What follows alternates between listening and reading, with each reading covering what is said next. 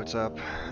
Hopefully you enjoyed that little 1 minute montage or whatever that was of a few clips from my trip to Texas here at the end of the season. I'm up here in Michigan now, for those of you that don't know or don't watch the channel. I'm sure a lot of you are here just for information on the 21 YZ250F, so I'm just going to go ahead and spit it out because you guys probably don't care about my personal life too much, right? So anyways, I just wanted to recap on how the bike's been. I took some video. I actually just did the top end at almost 80 hours, and it looked pretty good. But I wanted to recap and show you guys what the wear looks like for anybody that has the bike that's thinking about doing it or anything like that. So yeah, I'm gonna go ahead and put the clips on screen now. So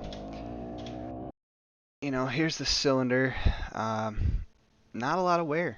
This is at 80 hours, by the way, if anybody was wondering. I was planning on doing it around 50 to 60, and just ended up going to Texas and saying, screw it, I'm gonna risk it, and I'm glad I did, because I probably could have waited another 40 hours. I mean, there's some minor streaking up and down in the cylinder, as to be expected, but this is all pre-clean, so I'm just kind of letting you guys watch so you can see. But Piston had literally no issues at all. Perfect, in my opinion. That's perfect carbon burn, or whatever you would call that. It's perfect. Around the edges, looks like the bike's running really good.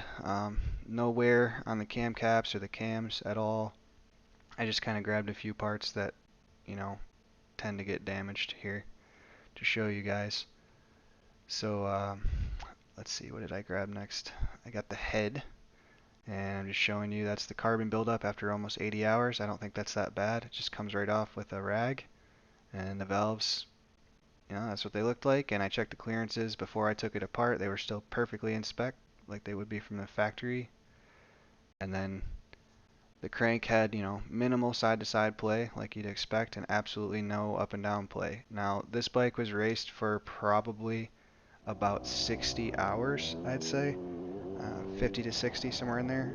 So I haven't exactly been easy on it. I rode the living crap out of it since April of 21 until probably, I think it was November, is when I went to Texas. There's a few weeks in there that I didn't ride, but most weeks I was riding 2 to 3 times a week and, trying to go as fast as I can. I would call myself like a, I don't know, top C, mid B, somewhere in that range rider. I'm racing B classes here, but the classes don't really mean crap these days, so whatever. If you watch my videos, then give you an idea. But yeah, that's the wear on the parts so far. And fortunately, this year I picked up a few sponsors for next race season, so they were kind enough to pay for the replacement parts for this, and I'm super thankful for that. Shout out to Jensen Plumbing, Diesel Fuel Doctor, Kohler Piano Tuning, uh, obviously Jacob Hill. I gotta give you a shout out for all the kits, dude, and the jerseys and all that stuff. I really appreciate all that. And yes, dear old mom and Fresh Start Cleaning. She helped me out this year with camping and all sorts of stuff at the tracks and races. It was really cool to have the family involved with the race season this year, because this is the first year I've been back in my home state of Michigan since I started riding dirt bikes. So yeah, just a special season, and it was really cool. And I ended up actually winning the state championship for the Vet Sport series, so that's pretty cool. I got my ass booted out of that class, unfortunately, but just for points. And yeah, that's why I'm racing B this year, so I get to get my ass kicked. But it's gonna be good. We're gonna get better. So yeah, looking forward to the season coming soon. I think we got 2 months, so sorry for the lack of videos, guys, but I don't really have anything to record or show you right now. It's the freaking desolate death of winter. It's been like sub-zero temperatures for the last 3 weeks, and I'm 20 minutes from the lake, Lake Michigan on the west side, so just get slammed with shitty weather for about 4 months straight. And I don't know why I left Texas and Florida and all that stuff. As a motocrosser, it seems like a really unintelligent thing. It's hard to explain, but family comes first, and that's about the easiest way I can put it. So Yeah, I hope you enjoyed the video. If you have any questions on this bike, I've pretty much done everything minus a bottom end on it now.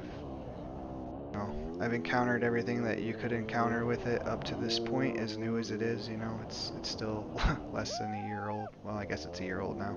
Happy New Year, by the way. But yeah, if you have any questions or concerns or want to know how I did something with the top end or have, anything you want to know, tools that might help with the job, you're looking at buying one of these bikes and you have questions on it, anything like that, feel free to comment below and I will definitely answer your questions. Um, yeah, hope you enjoyed the video and look forward to racing soon. See you guys.